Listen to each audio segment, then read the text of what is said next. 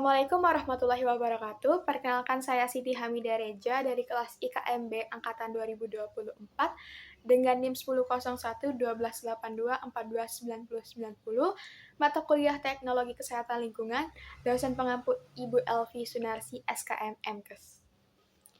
Jadi di sini saya akan mereview artikel yang telah saya rangkum dengan judul Temporal Dynamics and Influential Factors of Taste and Other Compounds in the Eastern Drinking Water Source of Chouhu Lake, China, a Comparative Analysis of Global Freshwaters.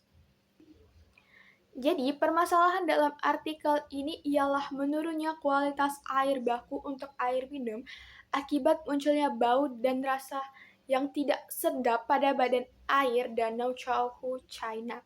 Permasalahan ini berkaitan dengan fenomena eutrofikasi yang dimana kondisi perairan itu kaya akan nutrien sehingga memicu terjadinya pertumbuhan alga secara berlebih dan cyanobacteria. Dampak dari permasalahan ini yang pertama itu air baku tidak memenuhi aspek estetika air minum. Yang kedua, timbulnya keluhan masyarakat akibat bau dan rasa yang tidak normal. Yang ketiga, meningkatnya kompleksitas dan biaya pengolahan air minum. Dan yang terakhir atau yang keempat, itu berkurangnya rasa kepercayaan masyarakat terhadap sistem pengolahan air minum. Teknologi yang digunakan dalam artikel ini berfokus pada teknologi kesehatan lingkungan, khususnya di bidang penyediaan air minum, dalam aspek pemantauan dan pengendalian kualitas air baku, yang dimana meliputi yang pertama, teknologi pemantauan kualitas air, yang kedua, teknologi analisis laboratorium senyawa bau dan rasa, yang ketiga, teknologi pemantauan nutrien perairan, dan yang keempat, teknologi analisis data dan statistik lingkungan. Adapun solusi yang ditawarkan dalam artikel ini meliputi Adapun solusi yang diusulkan dalam artikel ini yang pertama itu pengendalian masukan nutrien ke badan air.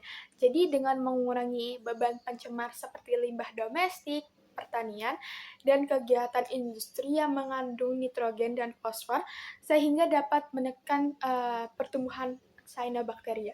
Yang kedua itu pengelolaan dan pengendalian pertumbuhan cyanobacteria.